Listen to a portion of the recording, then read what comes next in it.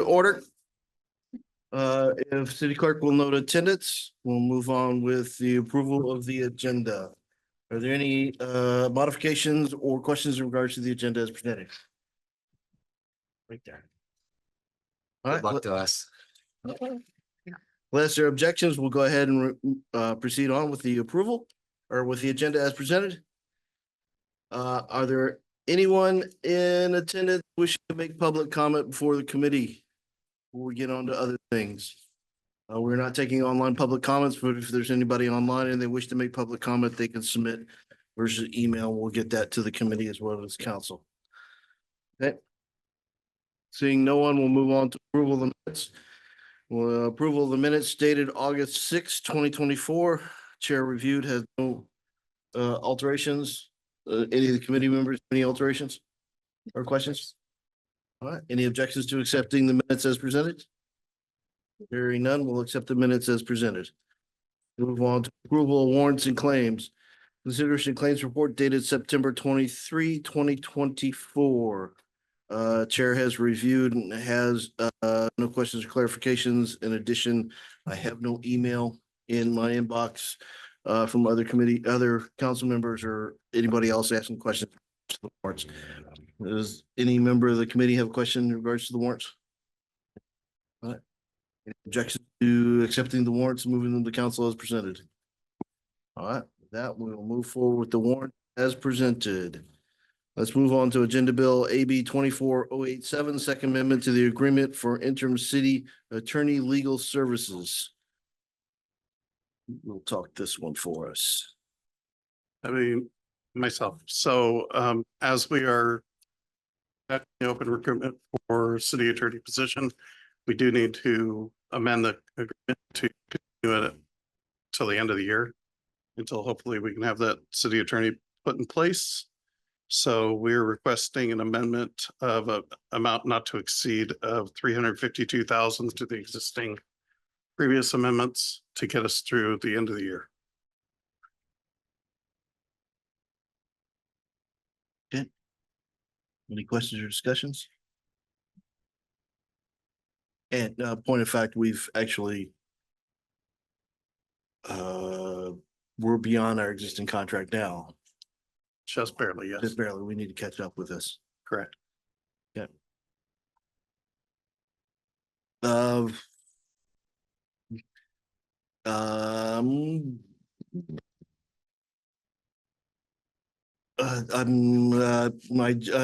just discussing it myself, not very well. Consent or non-consent, just by the dollar figure, I'm thinking non-consent, just for awareness of 387, but you guys could talk me out of it. To me, it feels difficult to say no. That's the only issue. You need to get over that, buddy. It's like I have no objection to the contract. I think we ought to do it. I just, yeah. okay. So That's fine. let's move that one forward, non-consent. With that, we'll move on to Agenda Bill 24092, Pacific West Railroad Foundation Museum Development Agreement and Public Use Covenant.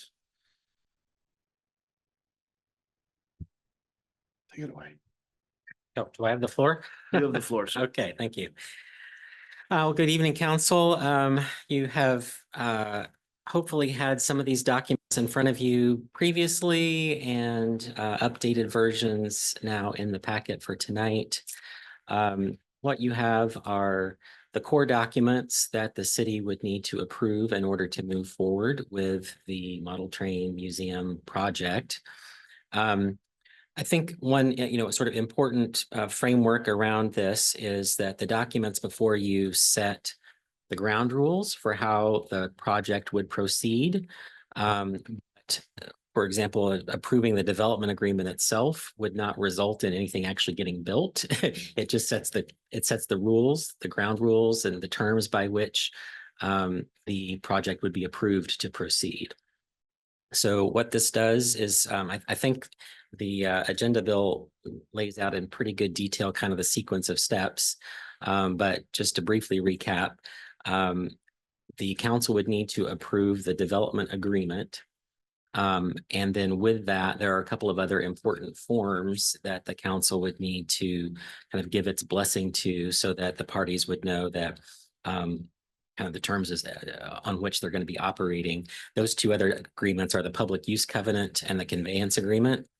The public use covenant is actually an attachment to the conveyance agreement, but what the public use covenant does is it establishes the public benefits that would accrue to the city from allowing a private foundation to use city property to construct and operate a museum. The public use covenant, it would be a 50-year term that would require the museum to operate according to the principles established in the covenant for those next 50 years. It also provides some contingencies in the event that the museum proves to be non-viable economically, or in the event of some sort of catastrophic loss to the structure or to the contents of the building, making further operation of the museum difficult or impossible. So that public use covenant is an important set of principles that the city would need to bless in order to provide the real property that is going to be needed in order to construct the museum. The conveyance agreement, like I said, is what the public use covenant attaches to. The conveyance agreement is the agreement by which the city would convey its ownership in the King Street parcels to the foundation. Those two parcels would be combined with two parcels that the Hamblings are purchasing to create the overall site for the museum. Neither party would actually convey those properties to the foundation until all the criteria and the development agreement for a notice to proceed has been satisfied. So like I said, these documents create a framework, but nothing actually happens until the foundation demonstrates that it has met all the criteria in the development agreement for these properties to be assembled and for the construction to begin. So I'll leave it at that. And if you have questions about kind of the intent. Oh, also I wanted to pass along, I talked to Mr. Hambling's attorney today. Peter just got back from an overseas trip. Unfortunately, he has come down with an illness and visiting a doctor today. So he expressed his apologies for not being able to attend online tonight. So Happy not to share. I'm curious, and strictly curiosity, why 50 years? That term, I don't know many buildings that last that long. yeah, I mean, so I think a couple of considerations went into that number. I think they had originally proposed a lesser amount of time. This goes back to last fall when we were talking about the other site. That number was discussed with the 50 years was discussed with the last site. I think in order to for the city to be able to demonstrate fully and completely that it is getting the full value of this property. I mean, it's taking valuable property, conveying it to a private foundation. I think 50 years of public use is a pretty good demonstration that the city's getting adequate consideration for that conveyance. Okay, and I hope we never go there, but if we go to dissolution, do we retain first right to recover our property? So it kind of depends on what point you're talking about. So there is a couple of different contingencies that are built in. One is called a viability event, I believe is the terminology we used. And a viability event is the museum is up and running, but it's not economically viable. And so you have to figure out, okay, what are we going to do? We've combined the property, we've built a structure on it. Now what do we do? And what the agreement has in place is an understanding that there would be an opportunity for the city to have that right of first refusal in order to purchase the structure from the foundation, purchase the land, and do with it what it wants. There's also an opportunity for an agreement to do something else. So it can be kind of dealt with at the time if the city doesn't want to just exercise that right of first refusal. So there's a few different scenarios that are built in.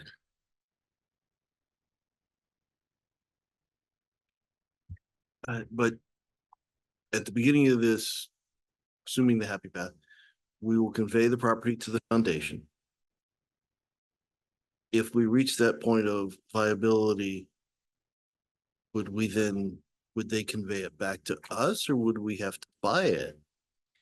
So let me point you to the correct provisions so you can kind of follow along. Here that is.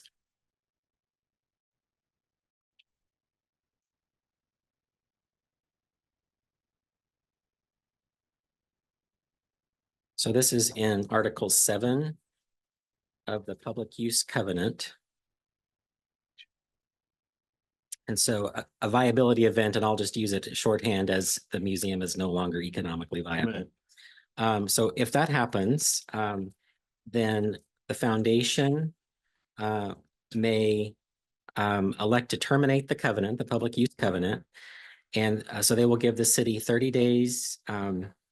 So the city would have 30 days after receipt of the viability notice to meet and confer to determine what practical measures, if any, may be taken in order to ensure sustainable financial operation of the museum in the long term. And if the parties are unable to mutually agree on a viable plan for future operations within 21 days of their initial meeting, then the foundation will be permitted to sell the land and the improvements. And the foundation will work with the city, each acting in good faith to determine the current fair market value of the 2 pieces of land that were conveyed. And then the city would have a right of first refusal in the event that the foundation is able to find a buyer. The city could say, we'll take those same terms and reacquire the property. So then there's some other details about how that transaction will work. And there's, in the event that the city doesn't choose to exercise its right of purchase, then the foundation can sell the land and the improvements to a third party, and the proceeds would be allocated. And right now we have sort of a blank as to the allocation procedure of how those proceeds would be allocated. So that's one of the details we still need to kind of flesh out.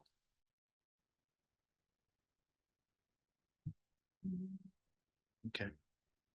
Go ahead, Council.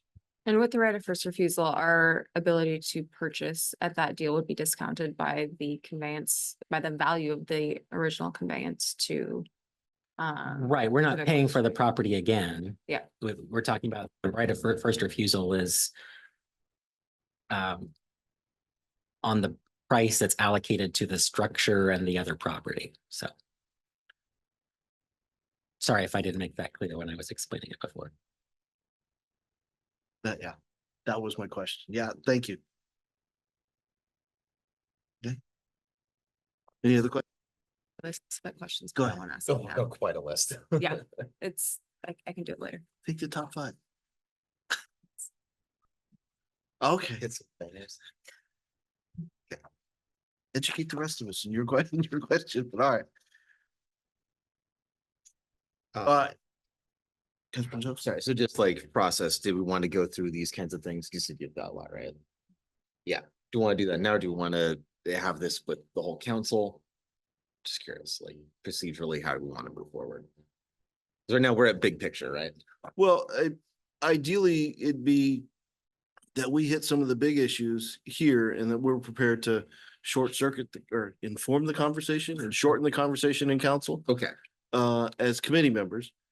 Other council members may have additional questions. We may come up with additional questions in the meantime that need to be discussed at council. Okay, but if we go in there blank, it's gonna be a long night. okay, thank you. And if you'd like us to put together a matrix and you send us questions and we get them out earlier, we're more than happy to do that too, just as an option. Okay, And if anybody has serious reservations or things that you think need to be included, this is a time to go back and make changes before we bring it to the council. Do you have questions? sure, then I'll just hit a few of the highlights here. I think one of the biggest things was, and I sure hope that I understood these documents, right? I'm looking at one document titled Development Agreement, and there is another one.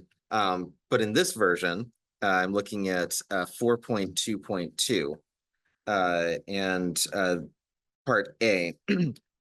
And what it talks about here is, let's see, if during the course of its pre-construction activities or during construction of the museum, that's important. Pacific West Rail Foundation, PWRF, discovers or encounters conditions on the former city parcels that would materially increase the budgeted costs of constructing the museum, including the costs of any resulting delays in construction, materially reduce the buildable size of the site or require material ongoing site-related expenses, that the city shall be responsible for addressing such conditions at its sole expense. Okay, that kind of sets up the thing that I'm worried about, because when I just envisioned what are the things that could go wrong, and not necessarily the most wild, weird things like I don't know, we discover that there's some sort of ancient monolith under the site. We're like, oh no, we can't build here. This is like a major discovery for like all of archaeology worldwide. Yeah, like I don't know, something wild like that. I'm talking about just like regular things. For example, we're right next to a river, and that river is still in the process of erosion along the bank. We do not have the permanent fixture in place for that bank. What if it turns out that there's some major stabilization of the site and uh-oh, we didn't see that. I mean, this could be tens of millions of dollars in my head. I mean, this cost absolutely balloon. So what are kind of like some limits on what that clause is applying to? Or is there the somewhat reasonable expectation that this could balloon into tens of millions of dollars of cost to the city? So, Yeah. so that exact scenario is built into that paragraph. I assume you're looking at the 4.2.2, I think you said? Yeah. Yeah, Whatever this version of the DA is, because like I said, I have two. yeah, I was a little confused about that as well. yeah. Oh, well, the reason you have two is one of them was a comparison of the old DA to the new DA. So you Okay. could kind of see how what you looked at a year ago compares to what you're looking at now. Okay. The more recent version is the one that is just the current version. It is this one? Okay, excellent. Yeah, so but to directly answer your question, there's a kind of a safety valve to the situation where you're addressing that says that if the city determines in its sole discretion that the cost of delivering the site, a suitable site, is beyond its means to fund, the agreement terminates. So the city can just decide we can't afford to fix this property to make it buildable, so we're done. And there's follow up. Yeah, go ahead. Okay, so then it says determined as provided in 7.16.2. I would assume that we can't just say, I know it's gonna cost us $10, but we no longer like the project, so we can't afford $10. Mhm. What kind of assurance is there kind of on there that I guess it kind of goes both ways. Like, how could that be defined, or how could that be interpreted as this is too much for the city or this isn't? Yeah, it's really the sole discretion of the city. So Okay. the city gets to decide if it really wants to spend the money. Now, I think there's a general assumption that spending $10 would be a good investment for the value that's going to be returned, but that would be the council's sole discretion to decide whether it wanted to do that or not. They do have some legal recourse if they don't feel we executed in good faith. That's fair.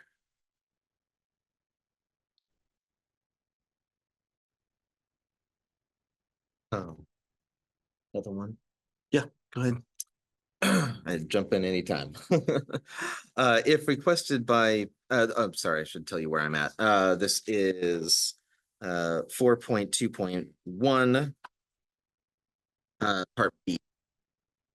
If requested by PWRF, the city will consider providing financing or credit enhancement for PWRF financing that may be needed to bring city-approved pledges forward to facilitate commencement of construction. There were two parts of that I wasn't sure about.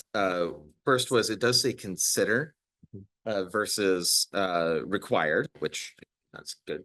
Be forced to pay anything. But we should consider. And I was just curious, what does that mean legally by consider? Like, can I just sit here and hem haw for a couple minutes and go, no, obviously no, because that's not good faith. But just curious, what does that mean legally for us to have considered?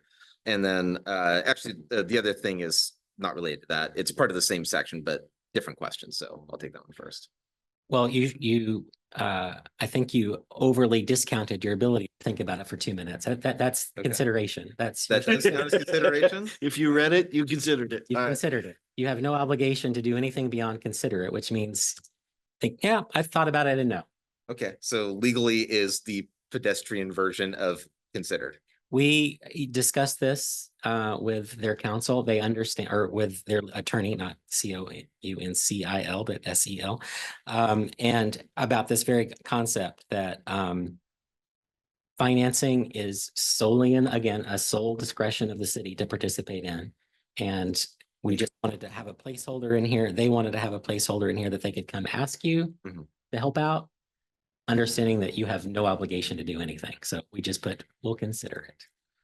And the second part of that one was, it says city approved, and this kind of goes to just the general question I had about city. When I looked at the definition, let me find it again here.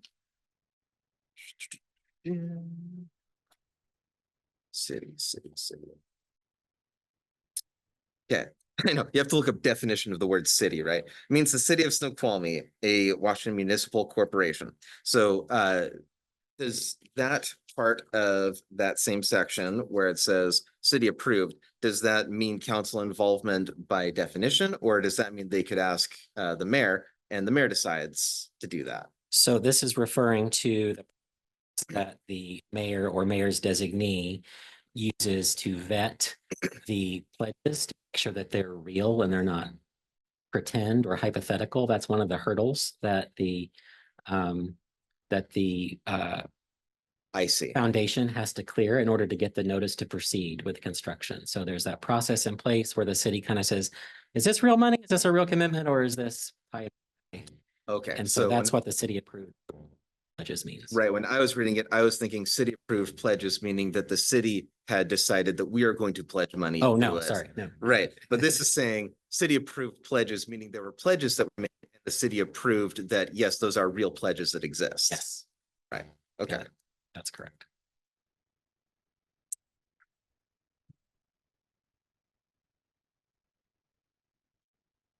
No, I guess I'm confused at this stage.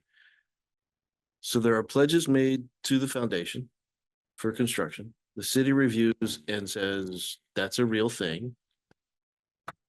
Why would I then have to do financing in regards to that? Well, so what that would mean is, what this is talking about is if those pledges are real, but maybe they're in the future, we'll be third in line, not first in line with our money. Or an endowment over time or Or whatever. an endowment over time that's gonna get paid out in the future as a way to accelerate that pledge, if the city wanted to finance that pledge, if you will, basically take on the risk that the pledger is not actually going to pay the money in the future. The city could front the money and have the pledge be to the city. I'm just one example of how this might work. I'm not saying this is a good idea. I'm saying that is a possibility that the city would essentially front the money and have that pledge be owed to the city. So. Good, Councilor. And I appreciate this because I had the same you have the circled same with one? additional questions. So I have another question as well. The city administrator will approve a pledge if it is from a person of substantial net worth, right? If they know of no reason the pledge will not be honored, but what if we're talking about a pledge of funds that is from a source that would be problematic? It doesn't seem as though we would have any ability to distance ourselves from that. Yeah, I think that's correct. You're trusting the private foundation to raise the money. So their source of funds is, the way this is structured, we just have to agree that it's real money and it's not.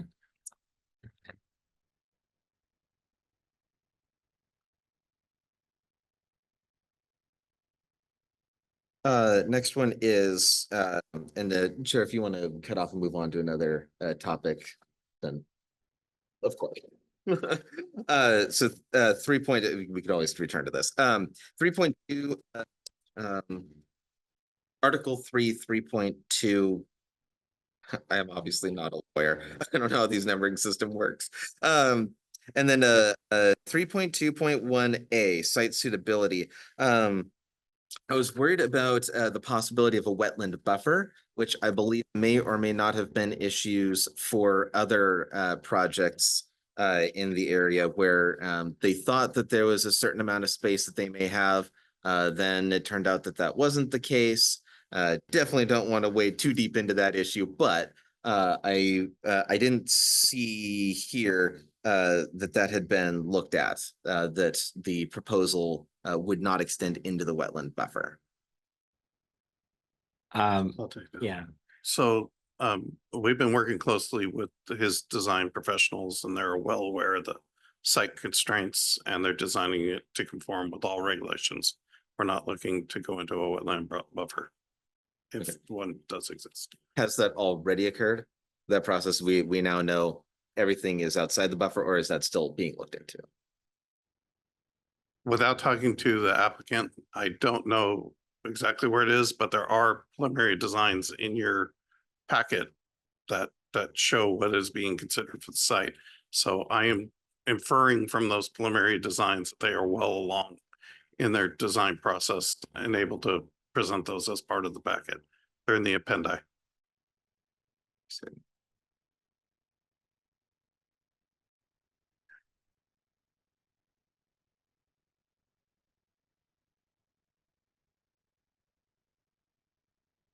I'm also not aware of any wetlands over there because it's on the upper bank. Just proximity to the river, that's why it Yeah. came to mind. Yeah. Okay, sure. Follow up on that then, because that was another big thing was when I was looking at the appendices, they looked fairly blank in the hard copy version. So if we go to the agenda packet, I wonder, I didn't actually think to look if the agenda packet had those attached or not. They are It could attached. be. They were provided recently. So yes, they have been attached. Okay, so they're in there. All right, then I'll definitely have to take a look at that because I haven't seen that yet. Personally. We wanted to get you as much information as frequently and as soon as possible. yeah. Exhibit A has the overall site. And then the preliminary design, I believe, is exhibit D, maybe? No, sorry, exhibit G. Yeah, exhibit G. Pretty sure those weren't in the printed version. They were not. Yeah. Because we didn't have them. That's fine.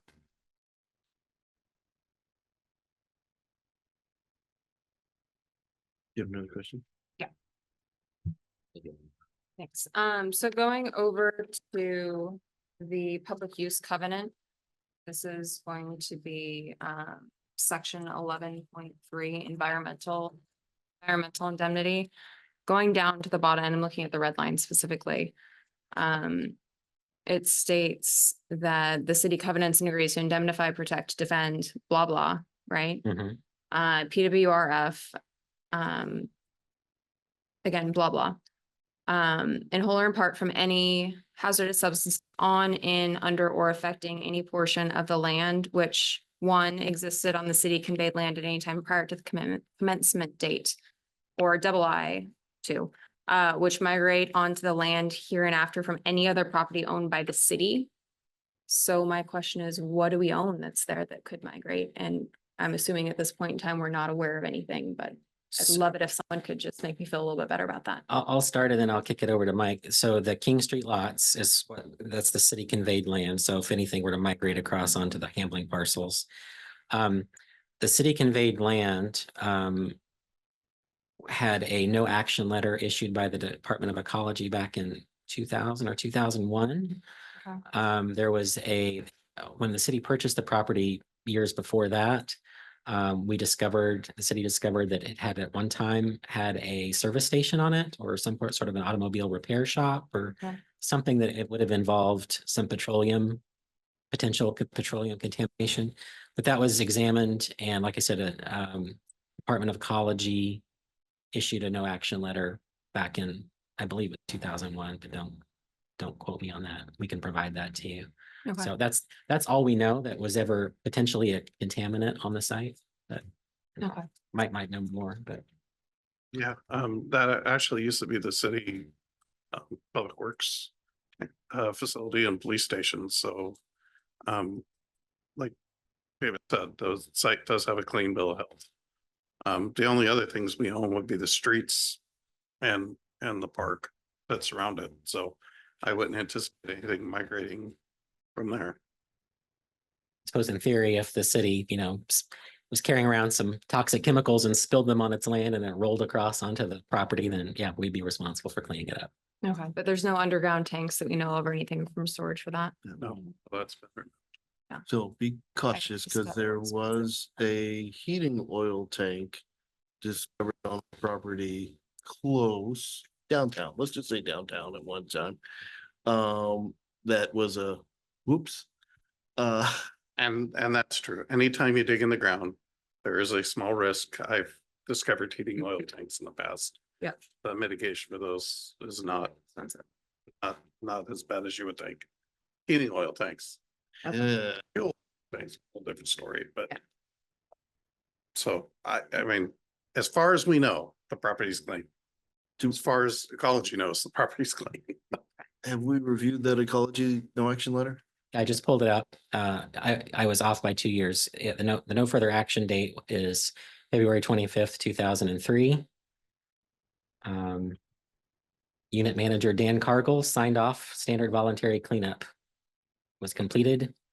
Remediation and investigation work plan was completed February 25th, 2003. Site satisfaction for their action that same day. Okay. There are things we could do if you wish. They're gonna cost money, but we could go out there and use ground penetrating radar to search the site and see if that turns up anything, or go out there with metal detectors and see if that turns up anything. It would cause a disturbance in downtown because we'd have to close a lot and there'd be activity, but those are options that we have that we can do to help as much as possible satisfy ourselves that every rock's been turned over. Well, and it's already written in here, if there are discoveries, it's back to us to fix or us to say, bury it and leave it. I'm not sure if we have the option once we find it, but It depends on what it it might be one I'd like something. Okay. I think the last time I took ground penetrating radar for about 3 acres of $15,000, but that was probably 10 years ago at this point. Thank you, Michelle. Yes, okay, this one is 4.2.2 C of the development agreement. Says public participation and community engagement. And that the city at its expense and in close coordination with PWRF shall engage the Snoqualmie tribe and the greater Snoqualmie community to respectfully solicit and inform public opinion regarding the project. So I'm just kind of curious what that could look like, just get a general sense. Is that things like town halls? Is that mailer? Just kind of generally curious what that looks like, but more importantly, I'm concerned about what happens if we do this and the public says, I didn't know this was happening, and we get 1,000 people showing up at City Hall at a meeting saying, you can't do this to our city. And similarly, what if the administration and or the council determine that there's been some critical mass reached of negative press, that it just seems like that it is determined by, I would just say, elected officials, that the city residents just don't want this. Does that matter at some point? Just, well, we engaged the public, we told them, sorry, they don't like it. Or is there something where this public opinion that we get could inform the process moving forward, either to change the project or potentially even cancel it? So a lot to unpack there. Yeah. The public engagement process, it's up to the city to decide how much and what form that should take. You get to figure out how you would like to do that. I know that Peter's already been engaged with the tribe at various points, so some of that is happening on his end. The city would want to do its own, I assume. And in terms of an ability to, I'll use a colloquial back out. Yeah. The development agreement would be a binding contract. And the the agreement, once it's signed, Mr. Hambling is going to go out and complete those properties. And I think you would be doing that on the assumption that the city would move forward in good faith to complete the assumed process. Now, that doesn't mean that it will actually get built, because there's lots of kind of hurdles that he's responsible for clearing. But for the city to just say, nah, now we changed our mind, that would be problematic. Good. So if there were such a massive wave of opposition, it would really need to occur before the city adopts the development agreement. Yeah. Or else it's kind of too little too late. I mean, yeah, I mean, I think I think maybe we could have a better and more forthright discussion in an executive session about that, but Probably not required as my guess. I think I got the idea.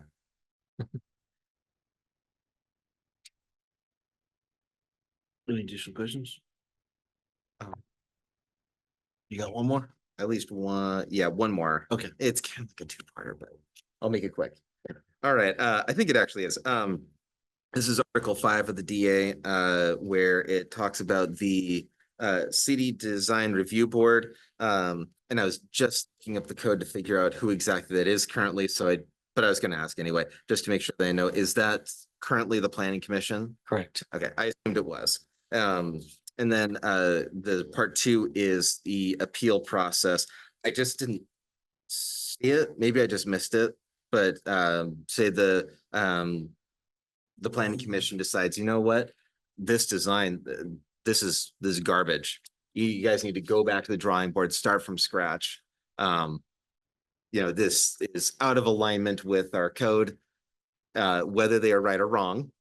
Say that that's their decision, which would be, I would assume, a massive expense to go back to the drawing board, quote unquote. What would be the appeal process? Would that go to King County Superior Court? Does it go to a hearing examiner, et cetera?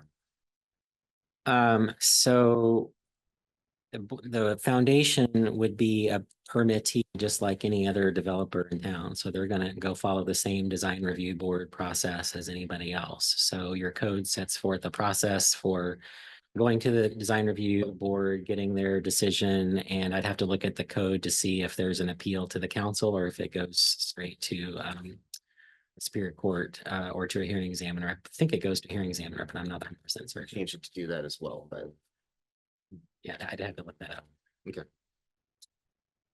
a couple of odds. Give me a and few ends, if minutes, I can do tell you the now. answer. Okay.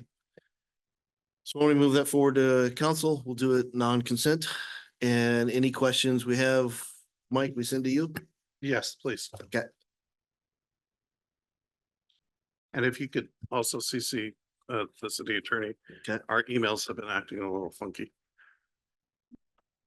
Stuff going in junk automatically and stuff.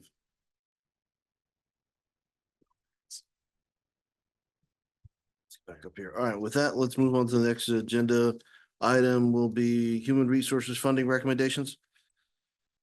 Yeah, so this is the human services funding. We opened up the application process for the 2026 biennium back in June with applications due in July. We received 13 applications and the Human Services Advisory Committee met in August to review those. We had 2 meetings and they completed their scorecards, reviewing each of the applications, came up with some funding recommendations. The amount that was requested exceeds the amount that is budgeted. There's a few different options here for council consideration. The first option is just taking the 633,000 that is in the budget and dispersing it on the organizations that were approved. Now, of the 13, there was one organization that the committee did not approve, did not think it was suitable. So that kind of divides it out between the remaining 12. Again, there are still shortfalls. So in the memo, which I provided, it kind of outlines of those organizations, which ones would not be getting full funding. Hopefully you're following along here. It's been a while since I've done this, so forgive me. So then I came back to staff and there were two organizations that had some substance abuse proposals for their use of their funds. And so then it kind of came up, well, what could we use the opioid settlement funds to fund that and then disperse those funds to some of the other organizations that are in need. So there's been a conversation with staff on what that would look like. Could we do that? And we still need to do some research on that. There are members on the advisory committee who would be qualified to sit on that advisory board for opioid disbursements. And so that is still an option for us to consider. And that would be option number 2 then, to use those funds. That would still create a gap of about 19,000 to fully fund the remaining. So option 3 then, or attachment C, is your taking what's budgeted plus the 80 and then covering the gap of 19,000 to fully fund the 12 organizations. So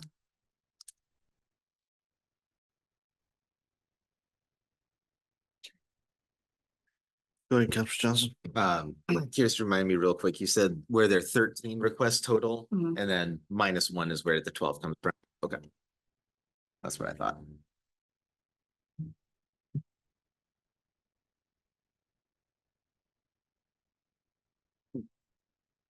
And when will we know about the opioid option?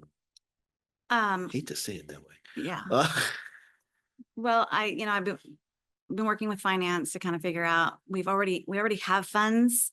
And I don't know if there's requirements on those funds that we've already received or not versus funds that we might be getting in the future. So we're still trying to figure that out.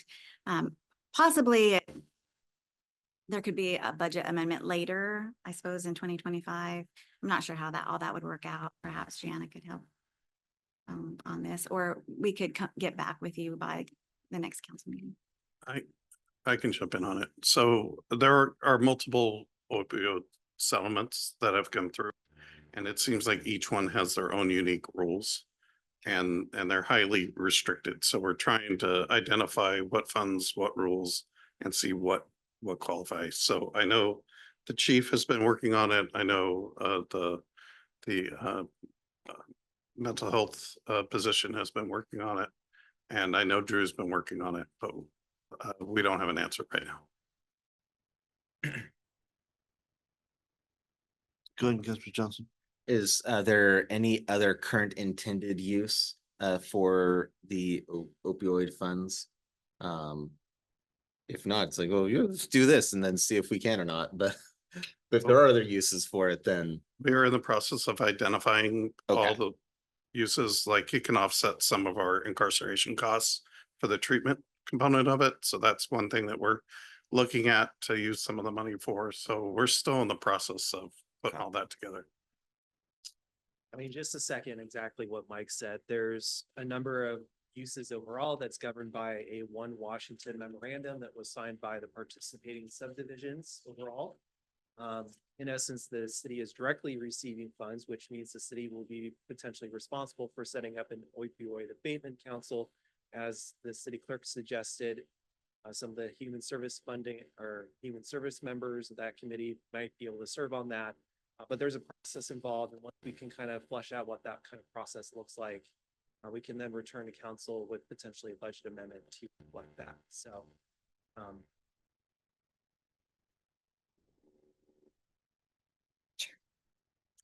Go ahead, Councilor Johnson. given that and the numbers that we're dealing with, if we had to make a decision now, not knowing everything, I would still lean, I think, toward option C.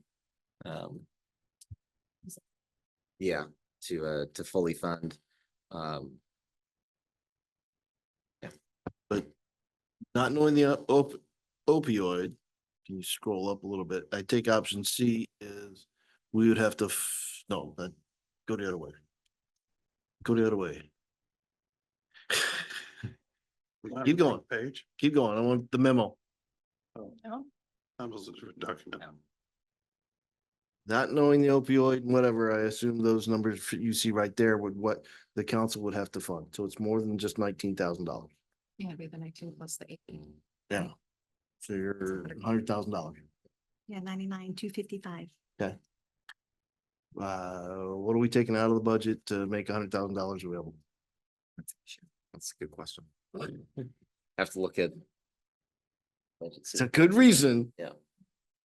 Amen, but you still gotta do the math to take something out to put something on. Unless we're just gonna eat into fund balance. I'd be inclined to go with option C as well, assuming we are able to get answers to the questions that we need. And or in the alternate, have funding identified for where to pull it from if we need to. But I would like to see it fully funded if we have the funds available, and if we can do the opioid funding. That would be helpful, because I don't think that there was another plan. At least it was shared. Seems like a good deployable option. Councilman Johnson? It seems like a good use of fund balance. As an alternate. Alternative. If it came to that. Does the administration want to take this back and work those issues? Or I guess maybe there's an option 4, which says we fund it at its level and we go get, which means these $100,000 is not in there. And we go figure out how to, if we can use the opioid fund, if we can't use the opioid fund, do we do fund balance, and ask those questions later to do it as a secondary action to the main action of getting the initial funds out. So I'm just gonna, the approved uses are sufficiently broad enough potentially where I believe that the two organizations that we're citing will be able to apply the funds to for the most part. What I might suggest is we could certainly appropriate that $80,000 within the opioid. Sorry. It's getting late. At all, right? And then potentially add a proviso to this agenda bill that says, you know, until we go through, make sure that we run through the process and that all our Ts are crossed and Is are dotted, that we won't be expending those opioid money until that confirmation in place. Sorry. I know, it's on repeat. Second, But also, Know the word I have to make Drew make say it every now and then. so there are 3 options there, and if you take it to council, I think you need to have council review the options as well, and then Okay. and vote on what they want. So, but I like Drew's idea of being able to possibly use the $80,000. But we'll just require some more research, so. Piece, but I like the idea. The only problem is I have until that 80,000 is committed. You've committed the funds by doing this action. If for some reason, some one of those constraints says, no, you can't. Where is it coming from? So I don't want to spend, I want to spend definite money, not maybe money. And have a plan forward, moving forward that makes maybe money, definite money, and addresses the issue. Right, and so that's option 1, is if you can't use the 80,000, then it's. That's what I said. Using just I the said budget. option 4, basically do option 1, go work the follow on Mhm. to fill in the hole. I was potentially going the reverse direction, which is starting with option C on the condition that we need to properly make sure that we are accounting for this appropriately. That we wouldn't expend those $80,000 until we've gone through that process and have that confirmation in place. But we would still appropriate for those $80,000 with the expectation that we'll be able to achieve that. Peace. I'm just not, I'm comfortable appropriating maybe dollars. I think we're at the same, you're going this way, I'm going that way, we're coming to the same place, just different ways. Councilman Johnson. it is important to remember that appropriation isn't the expenditure itself. So we do have to account for it, but I'm curious, would the accounting for that 80,000 be in the budget, or could it be in the budget from specifically the opioid funds that we predict will be available? And if it turns out that those monies can't be spent on this, then it can't be spent.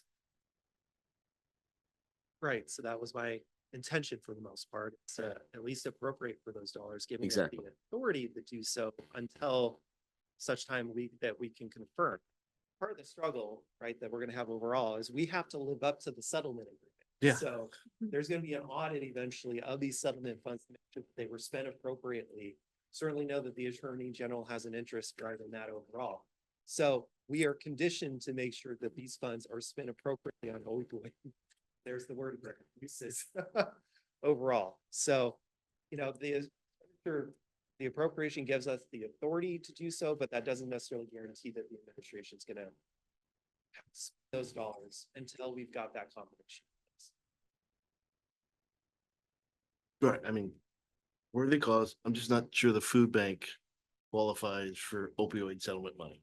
Oh, Well, I yeah, don't think they were the one applying, How right? that was Yeah. one of the So- ones. Well, but I don't know we don't know what all the restrictions might be. It's gotta be something opioid related. Go ahead, Councilman Johnson. Well, yeah, we might be about to say the same thing maybe, but it sounded like the requests. They weren't just kind of coming out of left field. It sounded like they were coming from organizations with the intent of using it for that. So it seems like it's a little bit lower risk. It's not like we're trying to say, we could really fill in some more potholes. Good thing we've got some more money available here. It's like, we're not doing that, right? These are organizations that were requesting it specifically to help out with things related to that topic. So it seems like it's a relatively low risk. And again, it's just an appropriation. It's not the expenditure.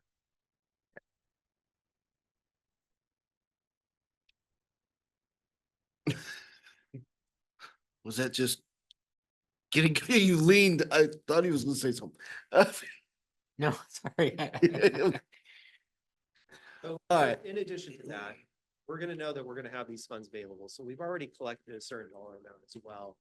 They're on a set schedule for about the next 20 years, and so there's estimates out there about how much the city is Snoqualmie's gonna receive over that period of time. So right now, I think we've got $50,000 or $60,000 that we've collected so far. I think over time, we're probably going to achieve around 300 to 400,000. There's some settlement agreements that haven't been completed yet by the state attorneys general. So we might expect more than the $300,000 right now into the future. And those will be paid out for about over a 20-year period generally. In some cases, we'll get a lump sum. In other cases, they're going to be paid out over 20 years. How much do we have on hand? 50 to 60,000. We'd expect, probably about $30,000 next year. That would take us to about 110, $80,000 out of that. We'd probably expect about $30,000 ending fund balance. And right now, she has the book, so she knows more about where we're starting from when it comes to that. But yeah. And it would be what, 40 for 2025 and Yeah, 40 for it's whatever. 2026. We might get other funds in. So why don't we take this to council and non-consent for the discussion? All right, Let me see what I do. City attorney.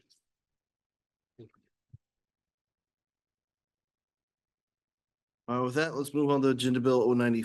No, we did that one. Discussions. Department presentation on 2025-2026 biennial budget.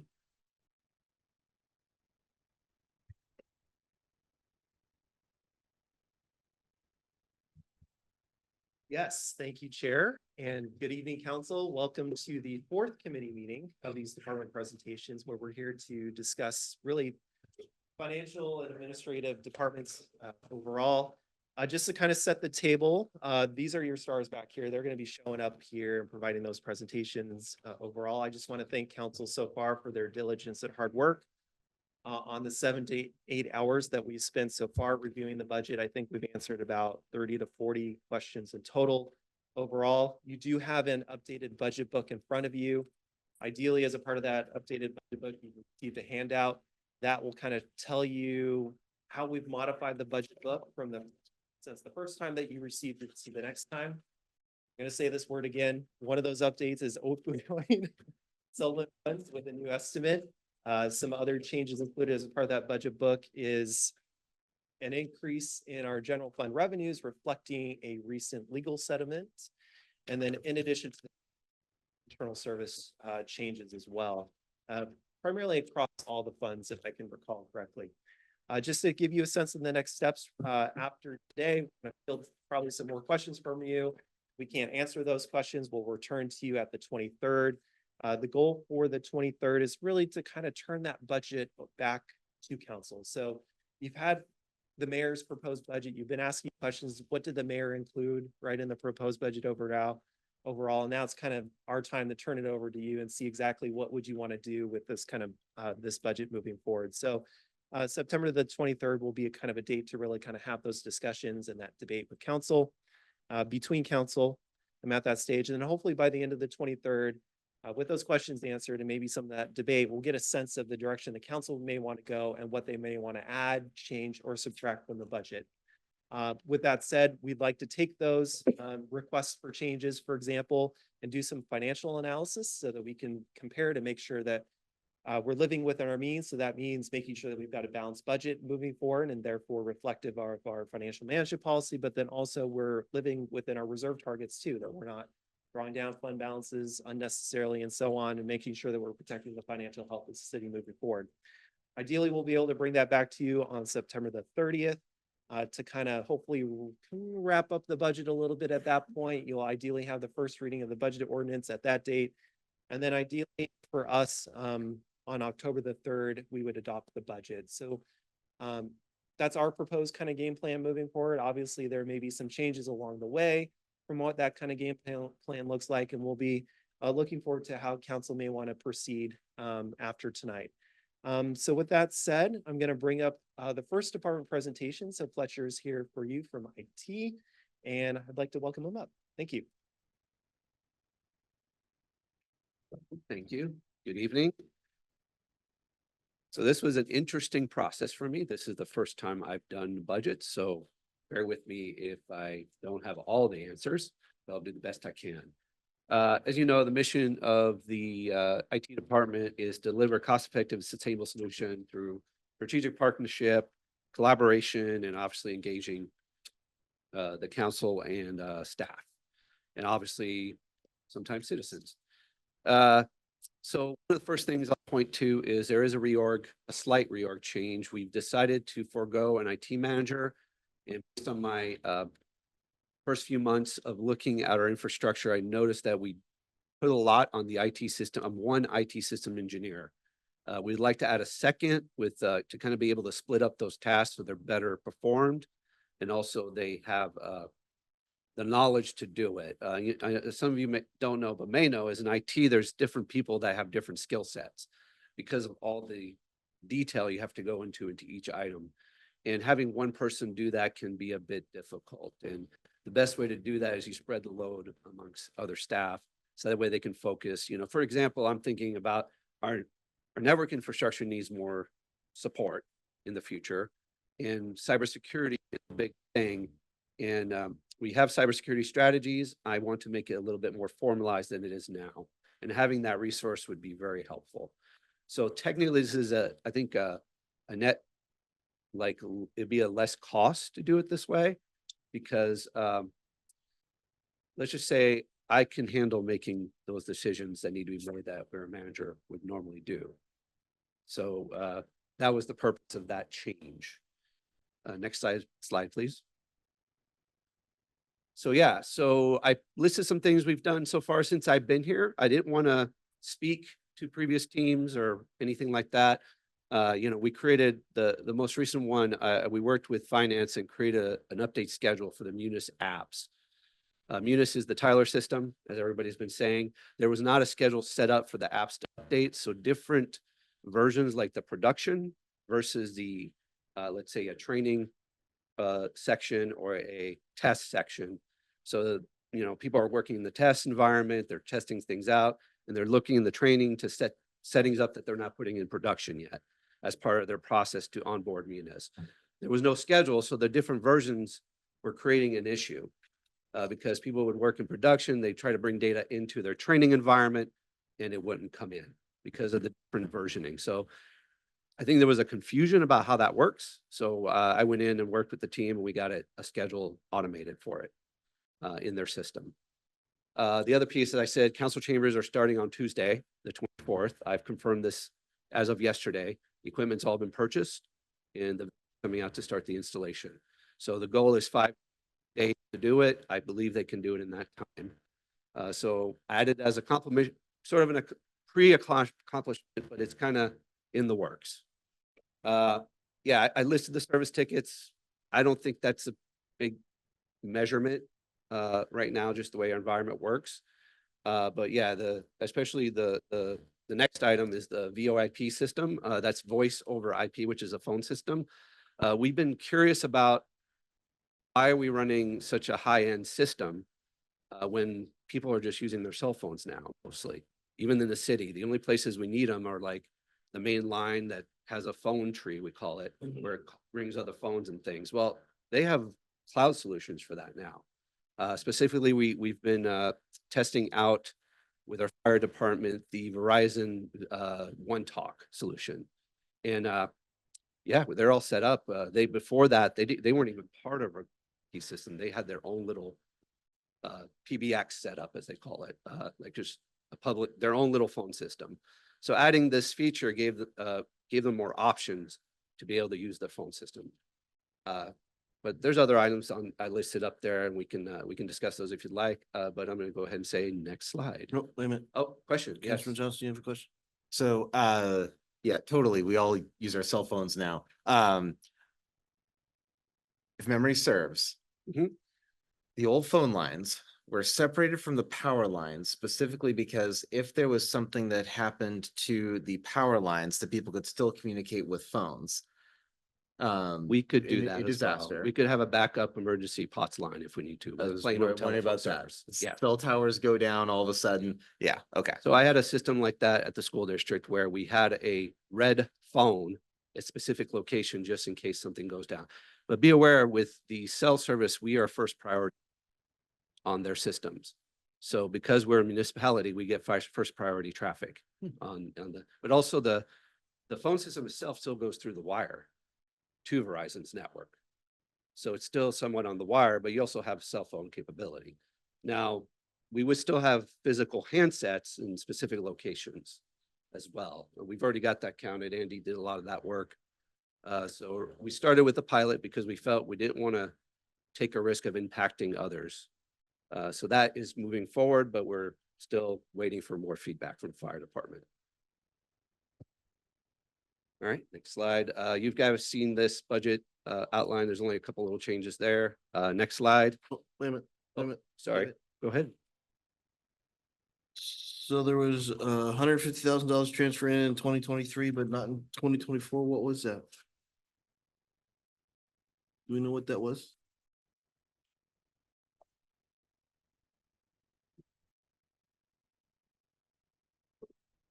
And my other question, supplies jumped from 132,000 to 395,000.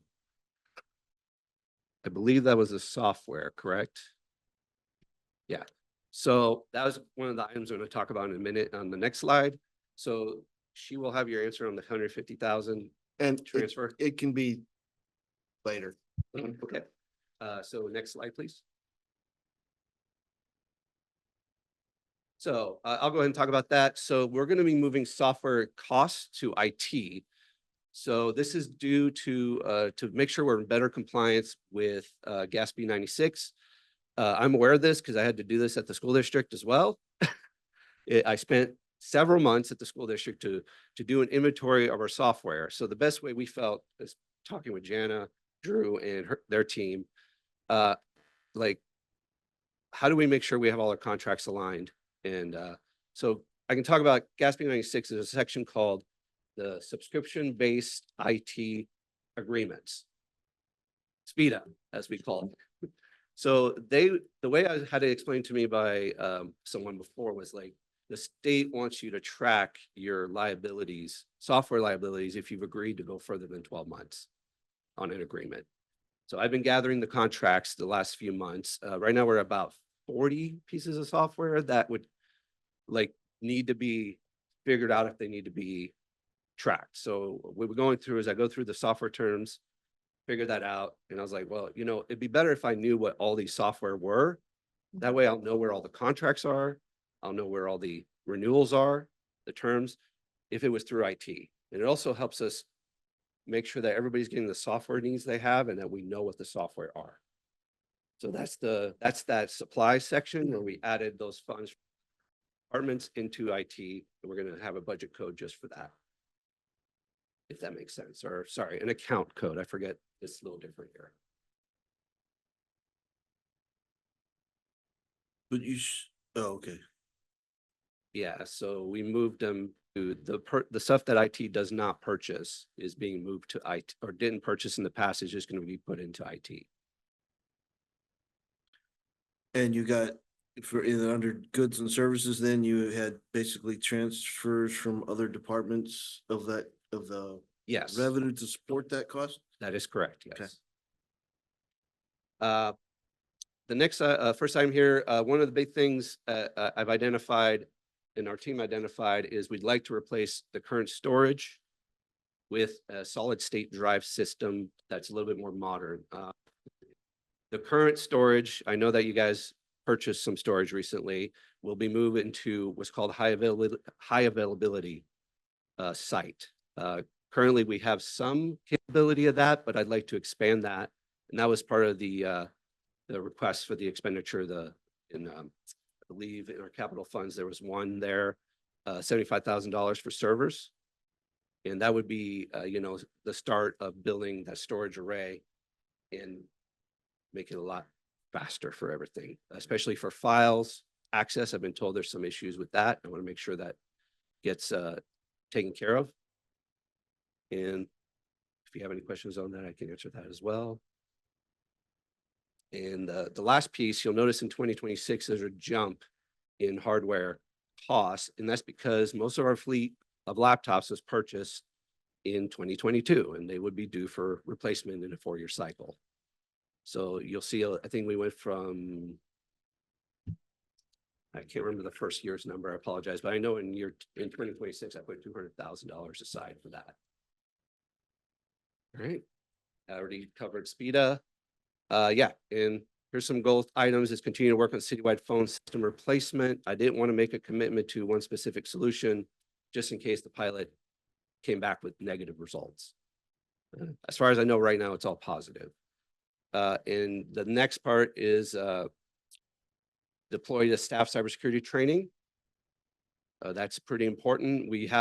Andy got us a grant from I believe the National Guard, FEMA, somewhere like that. Yep. Of like 3,600. 6,500. I'm sorry, I'm getting the numbers mixed up. For a product to provide like some phishing campaigns for our staff and also some training about phishing emails specifically, but there's other trainings we could provide through that platform as well. And yeah, and the last piece is I did do a little bit of a bump in the IT training piece because my goal is to get the guys room to train and learn more, to be more knowledgeable. It's not a huge bump, it's just a small bump just to say, hey, you want to go to this specialized training for this kind of switch system. Well, those costs money.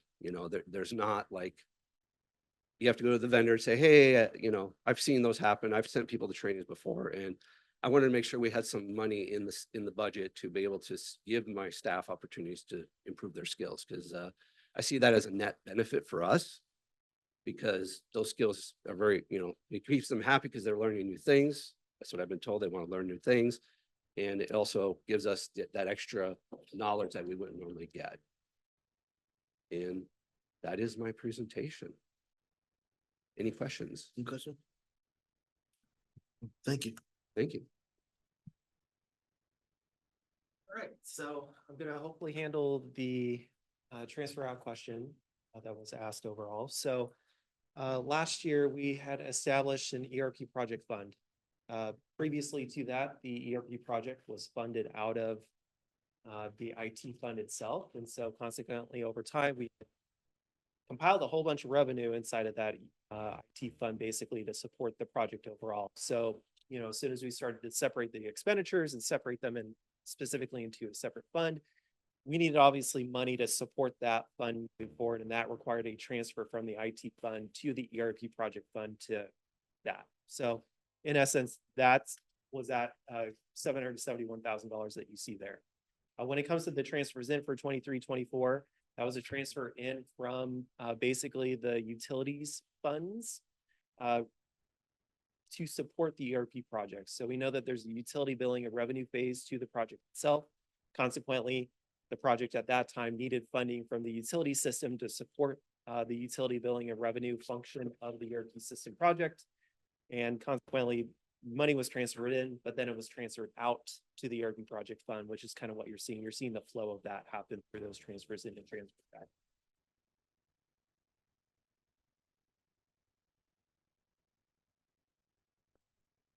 Good. And then I guess next, I'd like to call Mike to the Yep. stand. Thank you, Counselor. So the administration department manages a lot of little divisions throughout the city. I'm going to talk about two of them, and then I'm going to turn it over to Dana and Dina to talk about their little pieces. But obviously, the administration department's led by the mayor. It consists of city administrator, city attorney, communications, human resources, and city clerk's offices. Human resources is currently composed of 2.5 personnel, and we've requested to increase the 0.5 up to 0.8. Next. Major accomplishments, we transitioned to a new leadership team, which included appointments of a new Parks Public Works Director, Finance Director, Police Chief, Fire Chief, and Information Technology Director. That hits on both the administrative side, but also the human resources side, because somebody had to do the recruitments, the hiring, and all that process. We have reorganized city departments for improved efficiencies and responsiveness. Probably the biggest thing I did to upset everybody was move finance upstairs so that all the internal departments were kind of upstairs and the outward facing customer service departments were down here on the first floor. We have streamlined the hiring processes. I believe, Chief, tell me if I'm wrong, but I think we went from about a 3-month hiring process or a 6-month hiring process to a 3-month hiring, 2-month hiring process for the police department. And we have that down. It is working well. And that is pretty much all the chief and Kim. Please don't give me any credit for that. And then Kim's been very focused on the employee experience. She's really improved the employee management and evaluation and making sure people get the appropriate feedback so they can do the appropriate improvements. And she was able to stand the wellness program back up, which has led to I don't remember how much savings in our insurance. 2% basically off of our medical premiums. So 2% off our medical premiums, and that is well received by staff and very well attended and participated. Next slide, please. Jana will be happy to talk about this slide if there's any questions on it. And the next slide. The outlook over the next couple of years, number one priority for our department is to establish the strategic plan, work with council, work with the community, and get that 4 to 5 year planning document in place over the next year. So we roll into the next budget cycle so they can help guide those budget decisions as we move along. We also will complete the implementation of the new personnel policies. We do have the draft policies. They have been reviewed twice by legal. We, at this point, need to get them formatted, typed, and then start the meet and confer process with the bargaining groups. We will be continuing the support of the Tyler rollout, Munis transition. We have internal components that we still need to fully deploy, AR, AP. I talked about that a little bit the other day. And then other components like utility billing, where we're actually going to start reaching out to the outside customers. And so we really need to be focused on making sure that experience goes well. The biggest thing that happens on January is we switch to Tyler for timekeeping. And that was through a Herculean effort led by Jen. with the team of Sam, Heather, Kim, and Elise. I got them all? Good. Timekeeping and payroll? Payroll, correct. So that got delayed a year due to some problems with the rollout. But they were able to put Humpty Dumpty back together.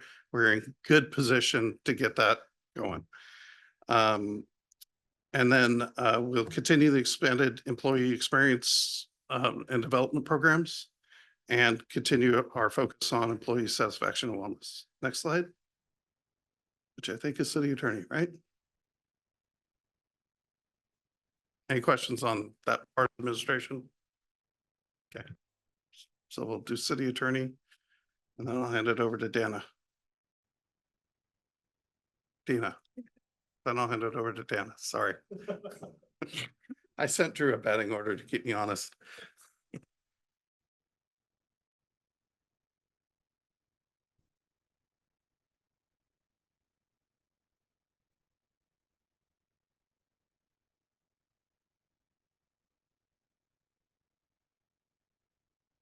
I got it.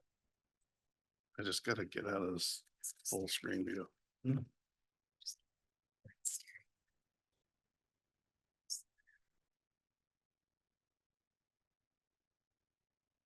That me or you? That's her. Okay. Sorry. Both started looking at the same thing at the same time. So the city attorney's office, currently it's just being budgeted with the one city attorney position. I don't feel comfortable making administrative support decisions for that person. So I would like to bring them in and then let them make those decisions about and we'll approach whether we're sharing positions again, like we did in the past with the assistant city clerk, providing the administrative support to that, or we need to come forward with a budget amendment or some other request or so the mission of the city attorney's office is provide ongoing legal advice and represent the city in all legal matters, etc. Next slide. In the last biennium, we've done a lot. City attorney's office negotiated and completed the reacquisition of the King Street lot. They're currently negotiating the development agreement and contingent property transfer agreements necessary to enable model train. There was a substantial update to the B&O tax code to comply with state legislation. They've been working closely with the mayor's office for Meadowbrook Farm governance operating agreements and contracts. They've been involved with the personnel rules revision. And they've also coordinated and supervised outside counsel on various litigation matters, including CA appeal, which was victorious the other day. Next slide. This is the budget slide for the city attorney and what the proposed budget is. It's quite reduced from what it has been in 23-24. And that's primarily because 23-24, you had 2 full-time attorneys and the legal secretary. Next slide. And then going forward, what the plan would be, it would be to complete the model train negotiating documentation if the council so desires. Need to complete the negotiations and the documentations of a new ILA for North Bend for police services. We would need to complete an updated YMCA operating agreement if the expanded community center moves forward. We have Comcast cable and other broadband franchise renewals to complete. We have many municipal code revisions. 2025 is going to be the year of municipal code revisions and realignments in both planning with the SR1, SR2, Chapter 17 alignment, but also other sections. And then we also have the oncoming CBA with the International Association of Firefighters. With that, I think I'm going to turn it over to Dina unless anybody has any specific questions. I think I have a comment. So the legal fees are also allocated out to the different departments besides the $600,000 for the city attorney, right? Because it showed 1.7 million So I thought we allocated it out to the different departments as well. Okay. I could just say it. Then we brought them back in. There was some discussion as to whether we would switch to outside counsel or maintain internal counsel, and I think the decision was made by council. SEL, CIL, that we would maintain internal. And so we brought those back. We had farmed out the cost to each department and we've now brought them back in and they're centralized right there.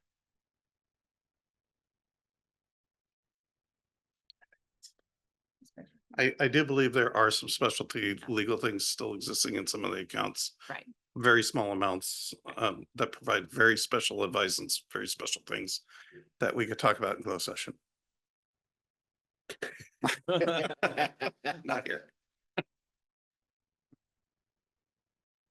Or executive session, sorry.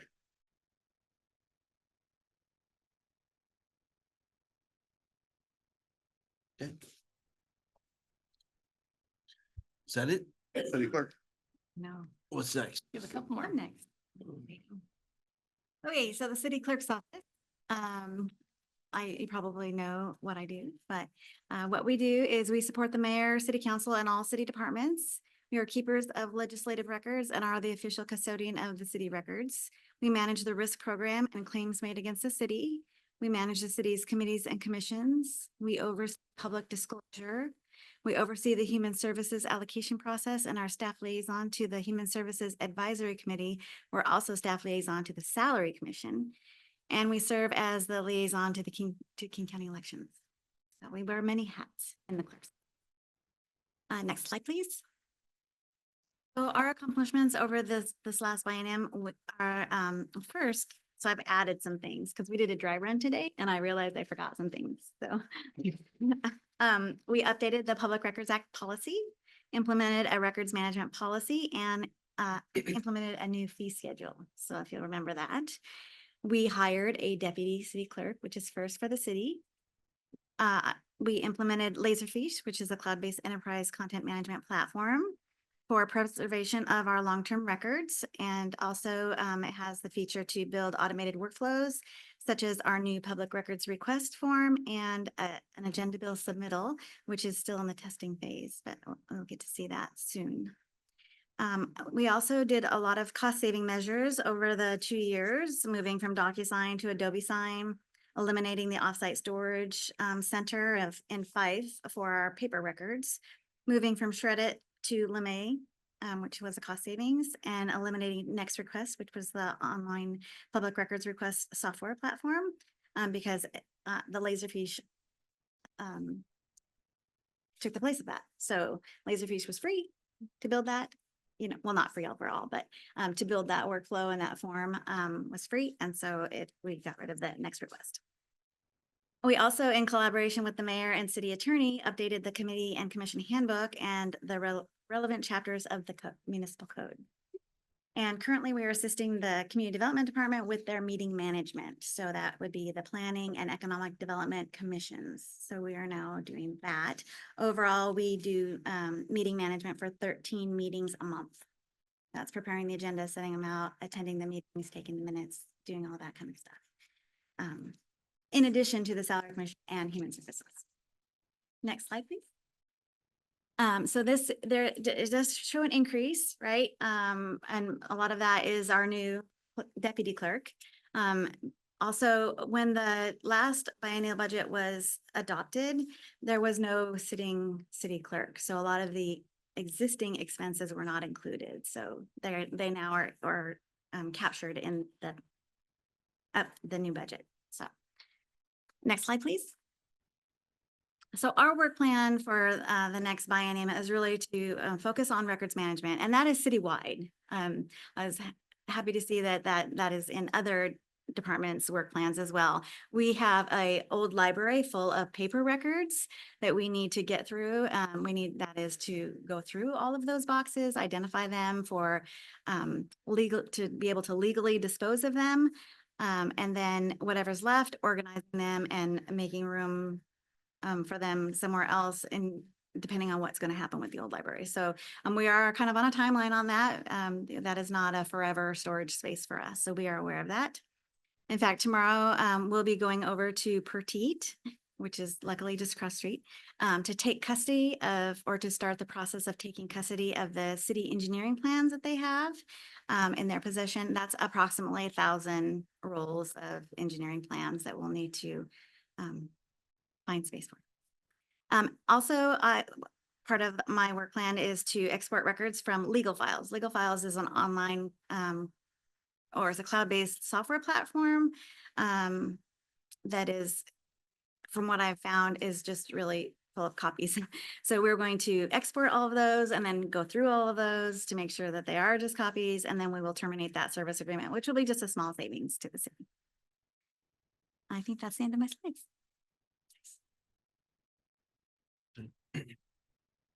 Councilman Johnson? So this covers the last two, and I just want a little clarification on the deputy city clerk / legal assistant as it relates to the budget. I am curious, is that two different jobs that are currently intended to be, as proposed, a deputy city clerk, but in the future that could become a legal analyst and not a deputy city clerk? And would that be a different person? Is it supposed to be someone who is trained to do both jobs? Is this intended to be 0.5 in each, where one person would be the legal assistant, et cetera? And the reason, one of the main reasons I'm asking now, since I mean, who's doing what jobs, that's the administration's business, is depending on which of those options it is, or if it's something else, I'm curious if there's a difference in the expected salary. So if it is currently a deputy city clerk as written versus if that is intended to become a legal, would that future position potentially cost more? That's the reason why I'm asking. Okay, a lot to unpack there. Yeah, totally. So, I'll do my best. Yeah. But a paralegal's a totally different job than deputy city clerk. So as I indicated, I think it's very important that we wait until we find the city attorney that we're gonna bring in and have those conversations with the city attorney rather than dictate from me that really peripheral knowledge of the role and not knowing who the individual is and what their needs are, how that would go. Because they may say, I don't need administrative support, I need paralegal support. They may say, I don't need paralegal support, I need administrative support. Then once we have that information, we can look at ways of either absorbing that into the current workforce or whether we're going to need to modify the workforce. So I have to put a pin in that and say to be continued. Because we simply don't have all the factors of the algebra problem to solve for X. I will say that in the previously, it was the legal assistant / deputy city clerk, right, that worked in the city attorney's office. And when that individual left, her duties, I mean, outside of actual support to the city attorney and preparing, briefs and that kind of thing, all those other functions that she was doing, we're doing those now in the city clerk's office. So the risk management, managing, or not managing, but, holding on to the contracts, all that kind of stuff. Those are all things we're doing right now. On a side note, I also have my paralegal certificate. So, so we do have qualifications within the department. Surprise. So if some of those duties need to be further absorbed, then I think we are qualified to that. But if and when we do hire a city attorney, of course, we would want that person to, make those decisions on their own.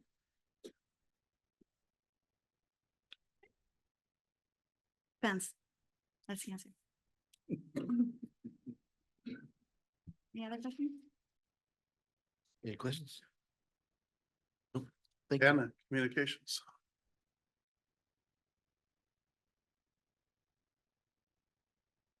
Good evening, council.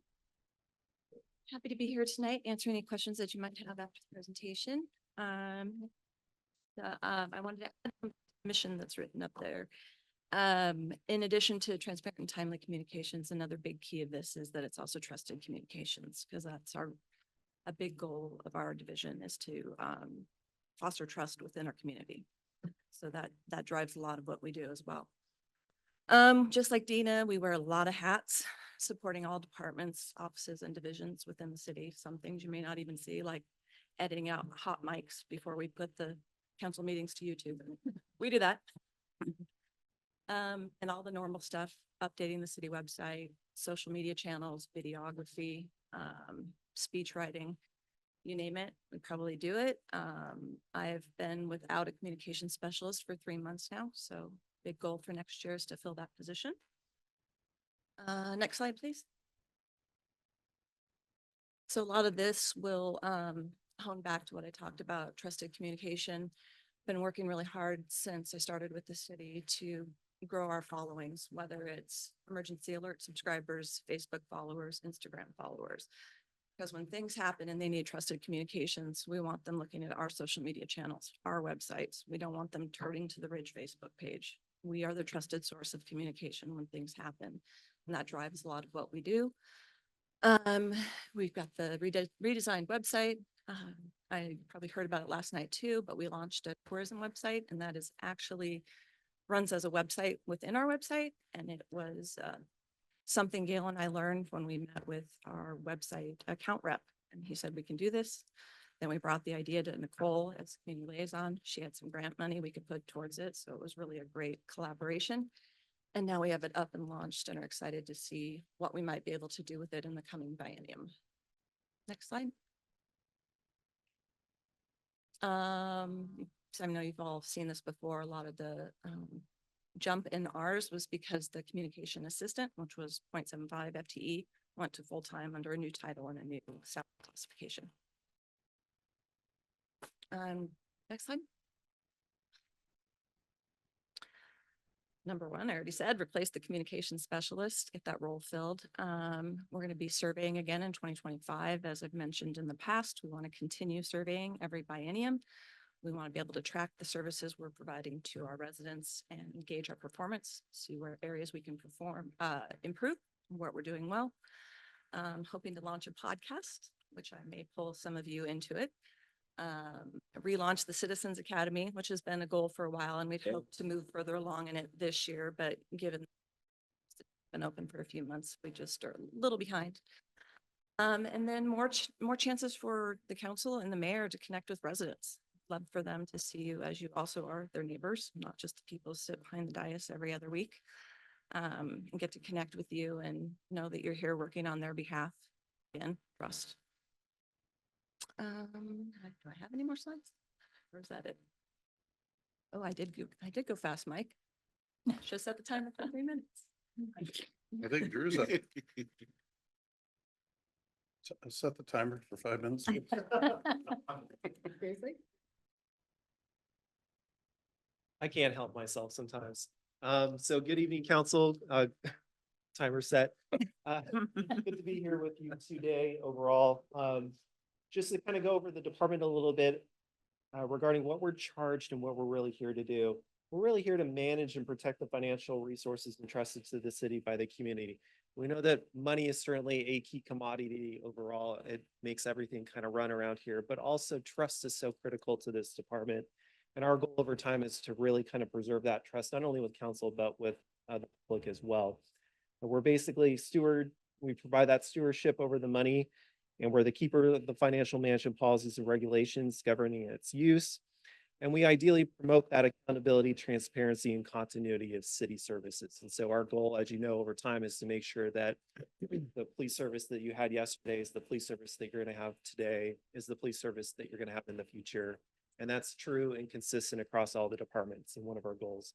In terms of the core functions of the department overall, we prepare the annual financial reports, maintaining compliance with any sort of state auditor's office regulations. We prepare the biennial budget. You see, well, obviously we're in for that right now itself.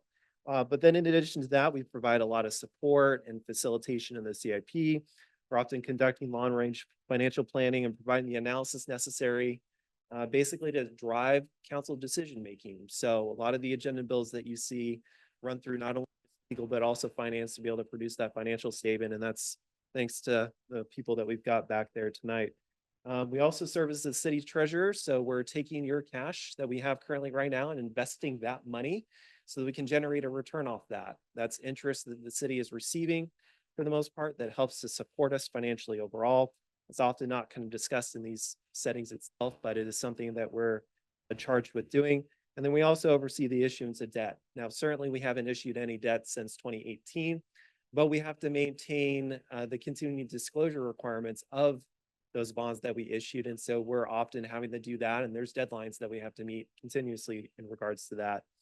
In addition to that, we're managing the utility billing and the business licensing and taxes system of the city. We're overseeing citywide payroll and payment to vendors, and we maintain the internal controls and ensure compliance with internal policies. For the most part, we are basically the spine or the backbone, right, of the city overall, where we do have a lot of connection to all the departments that we come across at the city. And we're vital to their ability to provide the services out there, those direct services to the public. In terms of the org chart, this is relatively new. So some of the key pieces I've made some changes since I've arrived here for the most part. So some of the key changes that you're going to see here is really, I have an identified deputy finance director. We've got Jen right back here herself. Glad to have her. She's been excelling in a lot of different areas across the city. And you hear a lot about that when it comes to the ERP project, but she is certainly doing a lot more than just that for the city. And so I'm glad to have her, and we all need her really. So I'm very thankful for that, that she decided to join us. The other kind of segments that you're going to see here is really setting up two different areas, a team payments as well as a team collections. So team payments would include 3 employees. The team collections would involve 3 employees as well. Each would have a couple financial specialists and accounts associated with those teams itself, primarily so that we can provide that kind of backup and support that we need within the different areas. So team payments would include payroll, AP, the payments, it's the money that's leaving the door. Team collections would ideally support the money that's coming into the city, making sure that we're collecting the revenue that we're owed. And not leaving anything behind and making sure that we've got backups for where we need them as well. So in case if someone goes out, we've got someone that can fill that for a period of time. And the idea behind this is to really build some redundancy in the system so that no one is just, alone with that knowledge base, that we have someone in place to be able to backfill that when we need to. Next slide, please. So I talked a little bit about the reorganization. We have replaced 7 employees this year. And what I would say is we replaced them with multiple gyms. So I don't know. Gyms.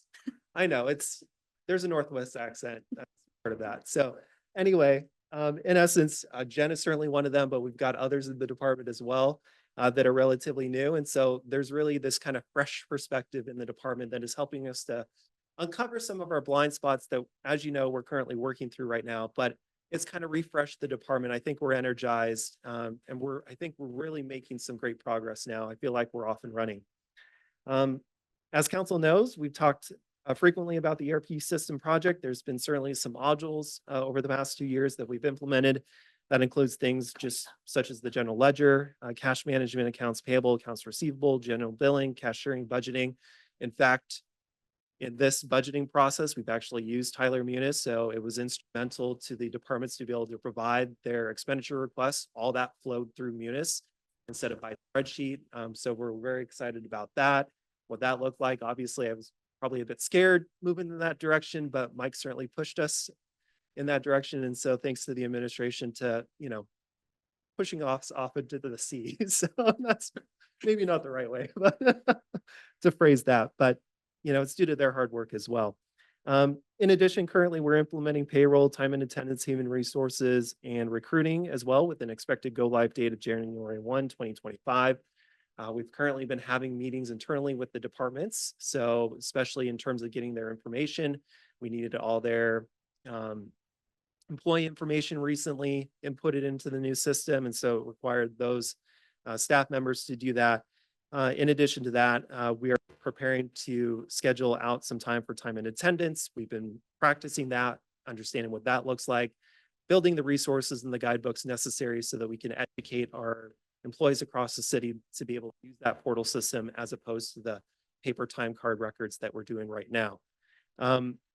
In addition to that, we've also ran some parallels as well over time, as council knows about, to make sure that what we're producing in the new system is equivalent to what you're going to see in terms of the output from the old system as well, and that they're accurate. So part of this challenge as well is to make sure that the system that we're configuring now is accurate going forward. And I think they've done an excellent job getting us to that horizon. It's been a long time in the making, but after a few parallel runs and so on, I think we're there. In addition to that, you've seen a lot of financial analysis and support out of the finance department over the past few years. In particular, I would cite 2 CBA approvals. We're often with you in the executive sessions, having those discussions and providing that financial analysis so that council can make decisions. But then again, we're also behind the scenes making those retroactive payments. So it just doesn't stop at the approval of the agenda bill. There's a lot of work on the back that we have to do to make sure that those contracts are implemented. And then in addition to that, along with council, we've done our best to support council with their sales tax, any proposed sales tax increases in front of you.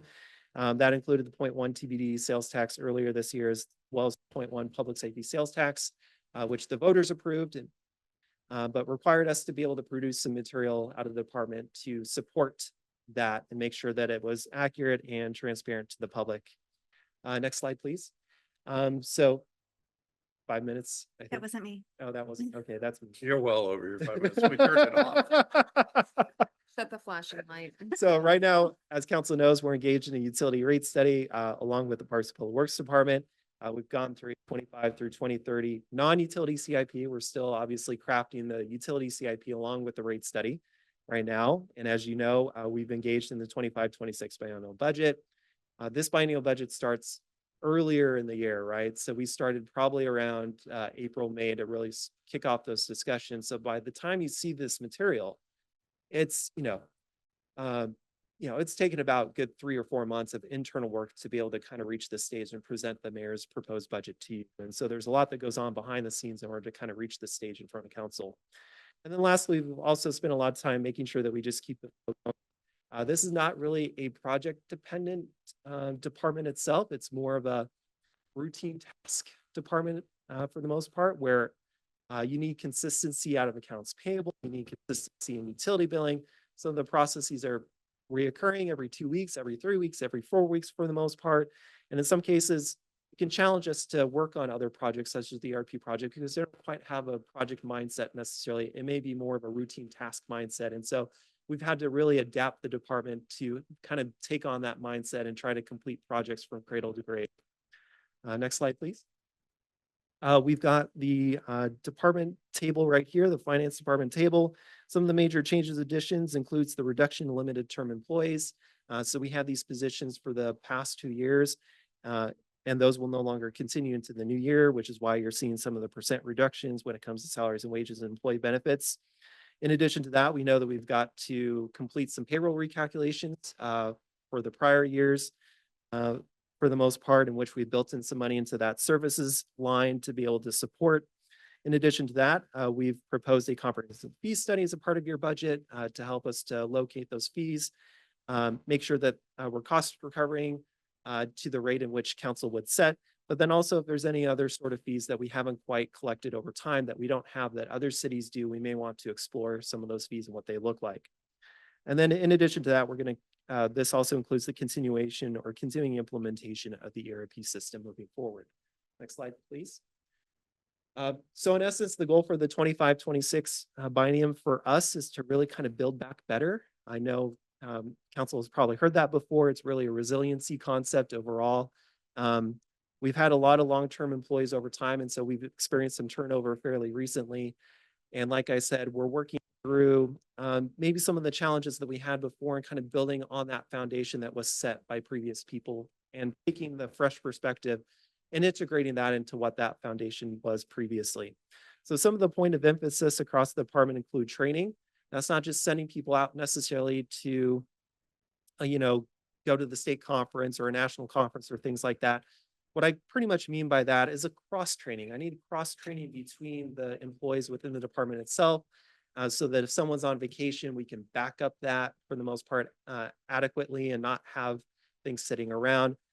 Some of the issues that we've had over time in the department is people have not felt like they've been able to take a vacation. And so we need to make sure that we can kind of spread this around a little bit so that people can take that vacation while we maintain, things don't just back up necessarily just because someone's on vacation for 2 weeks. Another point of emphasis for us is records cleanup. We've had, I don't know, since I've been here, I'm probably the sixth finance director, I think, that we've had at the city overall. And so records hasn't been a point of emphasis over time, which means there's this accumulated records.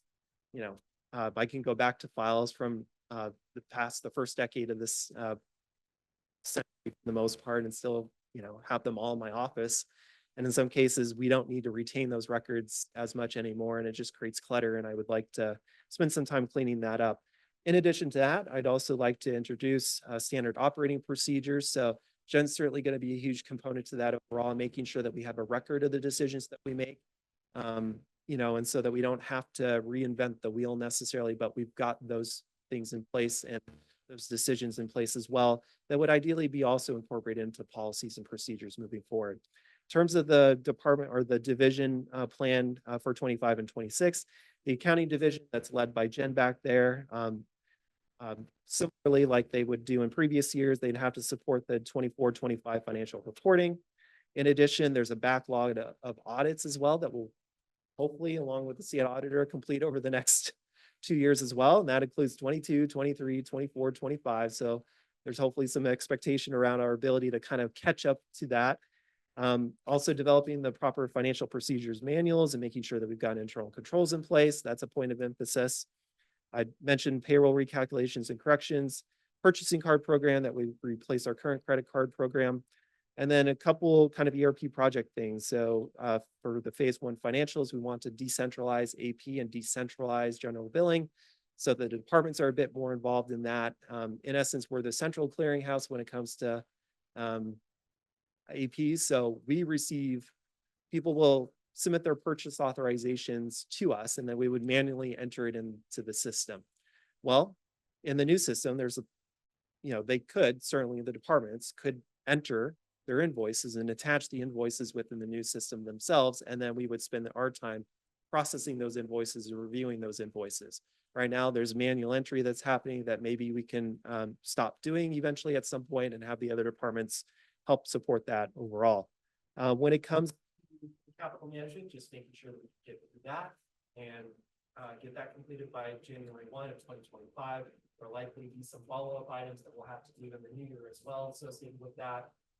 Smaller ticket items that will just help us to kind of integrate payroll with, say, EAM has gone live recently as well. That we'll want to make sure that those things are in place. Then we would ideally kick off the utility billing and revenue component, phase 3 of the project. Payroll is a very internal focused thing that involves all the employees across the city. We've talked about utility billing and revenue and setting up that system appropriately. We're talking about involving the entire public or the residents of the city. Utility billing is probably the highest touch point for our public overall. That's when most people tend to interact with the city, is through utility billing itself. And so we need to make sure that that goes off without a hitch. As a result of that, as a part of the budget, we've included consultant support because we won't necessarily have the big team internally like we do for payroll as a combination of payroll and HR. Probably have the utility billing clerk, you'll probably have me, and then you'll probably have the deputy finance director trying to support that. Team of 3, we'd probably need some additional help to be able to see this through to completion. And then lastly, as a part of that, enhanced revenue management and oversight, making sure that we're producing the aging reports overall, that we're following up on what is cited in those aging reports. If any invoice hasn't been paid by anyone out there, we want to make sure that we're following up on a timely basis to collect that money and get that into the city. And so with that said, moving to the last slide, sorry about this, probably been way over 15 minutes now at this point. We've got the budget division as well. What does the budget division do? Well, you've seen the biennial budget and the product that Jana has produced here. Jana's been highly engaged in the capital improvement plan, talk about the next 2 years, an internal cost allocation plan, making sure that we've got a document that council can see.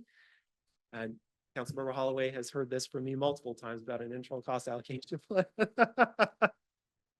I swear we're going to do it. But it's really critical, I think, and it would be overall a great document for the city to have. In addition to that, Jana and potential future budget analysts would be helping to finish the phase one financials. There are certain modules that we haven't implemented, such as reporting overall. For example, that would benefit council. If council could go to a portal, log in, right? They could go check in real time exactly where we stand financially for any one fund in there, as opposed to having to wait for a quarterly report to come out to be able to have that information. So getting that information to you at your fingertips would be critical. A comprehensive fee study, and then, kind of the things that you've seen routinely during these past years, exploring revenue options or expenditure reductions, making sure that we're proactive on that. Providing that financial analysis and support that council is accustomed to now. And then also, if there's any sort of bond issuances that may come through the utility rate study, there's a whole involved process required behind that, that's involved in having council to approve the bond ordinance, but then also, if council does approve the bond ordinance, we have to go create an official statement that is then released to the public for anyone that wants to potentially invest. And there's a 3 to 4 month process associated with that. So there's a lot of work on this table. This is very aspirational, the Building Back Better plan. But I believe, and I know truly from my heart, that we've got the right staff in place to be able to accomplish this. So thank you for your time. Yay.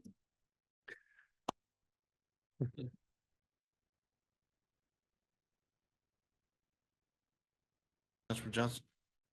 I just want to say thank you so much to Drew and the rest of the finance department for all their hard work. I mean, this is fantastic. I don't know if most cities get a document that looks this clean and pretty, but it's very easy to read. And I just that a lot of love went into it, and I can see why that's the largest FTE in the administration is for that department. That is a tremendous amount of work.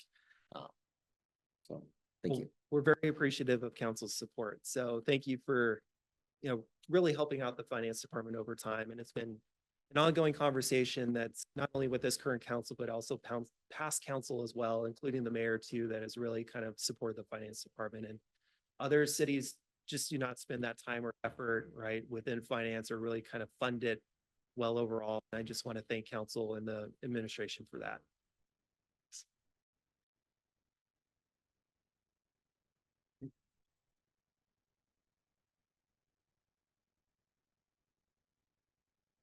All right, is that it for the finance review? All right, any other follow-on questions, or if not, we can also email when we get more sleep and get back. All right. Do we need to cover city attorney recruitment update?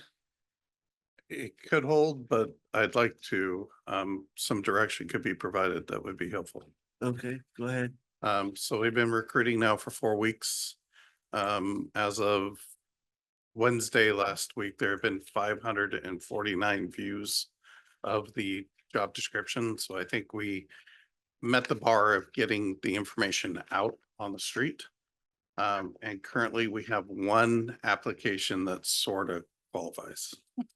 So we could set up an interview if that is what you like, or we could start looking at other alternatives. We have spoken to 3 headhunters, and they all said, your pay's in the right spot and everything else. These people are just made of unobtainium, and it's going to be find somebody. So we can continue our efforts. We can bring in some headhunters that only get paid if they find somebody, or we can stay the course, or we can there are other options and bring forward at the next FNA.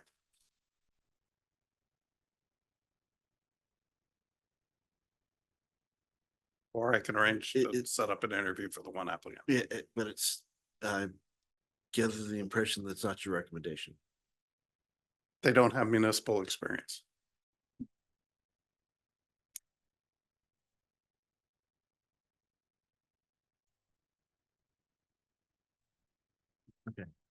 I don't think 1's a good pool. Go ahead, Councilor Johnson. Yeah, just saying that everyone's got to start somewhere, but point taken that, who wants to be the first? I'd be interested in what a recruiter, it's getting late. Recruiter typically runs, just because I don't know. If they did find someone, what kind of a cost is that? Is that, $10,000? Is it Anywhere 1% of the from salary? But 20 to 30% of the salary. okay. Depends on how much of a warranty you want. Councilor Christensen? I'll just make the comment that we are not the only city that is looking for city attorneys, both as singular and in some cities, they're looking for multiple applicants to fill multiple roles. I know that other cities who have engaged with recruiters have not had a ton of luck. They've had department heads reaching out as well. So I think it is just a difficult time right now to hire legal counsel for that type of a role.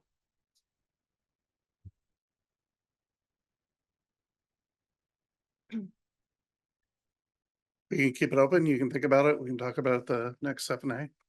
I could give you an update then of where we're at. Is that okay? I like that about it. Give a little more time on the stove. All right. All right, legislative priorities. You want to cover that tonight? You want to carry it to next? Well, maybe you could take an assignment There you go. because this is the time that we should be talking to our legislatures, especially if we're looking for any type of funding for a community center and pools. We need to get on there, start meeting with them. So I think we put the our 2024 legislative priorities up there. They're attached. So does someone want to take that and take a look at it, and maybe add any additional ones and then bring it back Oh. to, I don't know, F&A next time? Okay. So who's the someone? I'll take it and gather inputs on it and bring it back. Is that for the chair? The other one, sorry, I was on a different track. You made me go back.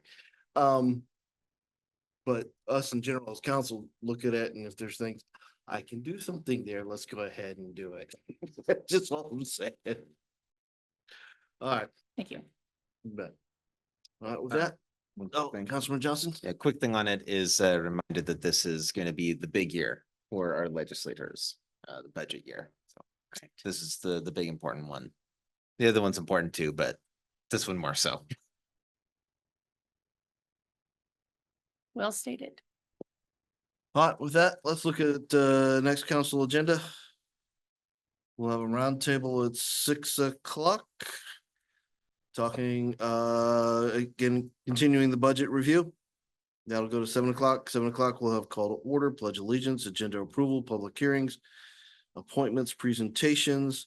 We'll have a proclamation for breast cancer awareness and fire prevention week. And then on the consent agenda, we'll have the city minutes, claims report, and interlocal agreement for hazardous material response. Is that a public safety item? Yes. All right, and then nothing right now on ordinance. We'll move to committee reports. We'll have public safety committee right now, nothing additional other than consent. Community development, nothing additional. Finance administration will have the second amendment to the agreement for interim city attorney legal services. We talked that tonight. Pacific West Rail Foundation Museum Development Agreement. Again, we talked that tonight. And human services funding recommendations, discussion, possible action. We'll have to see how that conversation goes. Okay. Nothing right now for community report. We'll have mayor's report, commission committee liaison reports, placeholder for executive session, and then after the executive sessions, either action or adjournment, or action and adjournment if needed. Any other revisions or comments in regards to that agenda? Go ahead, Councilman Johnson. One little thing about the executive session, well, I've always wished we could just always have it there. My understanding is that we do have to have a reason to have it there, if I'm not mistaken. So do we have a reason to have it there? Usually it says what we do. We have to have a reason to hold it. By standard, we have a placeholder in case we do it. You were moving like you were going to talk. At this time, we don't have one. Yeah, Okay, so we can leave it there as a placeholder? The heading. the heading. Got it. Okay, so we can have the heading. We Have just to have a can't say reason that we're to gonna do have it. this reason. Right. You got it. We can't make up that we're gonna have a reason. Got it. Okay, that makes sense. Otherwise, any legal action would always have a week flow time in it. Yeah. For committee and then whatever. All right. All right, any objections to the agenda as presented, as discussed? All right, no objections. We'll take it as presented and move it forward to council for next meeting. Any other items come before the committee for discussion?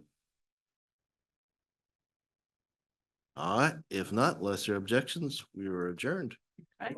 We are adjourned. Thank you, everyone. Late night. Easy.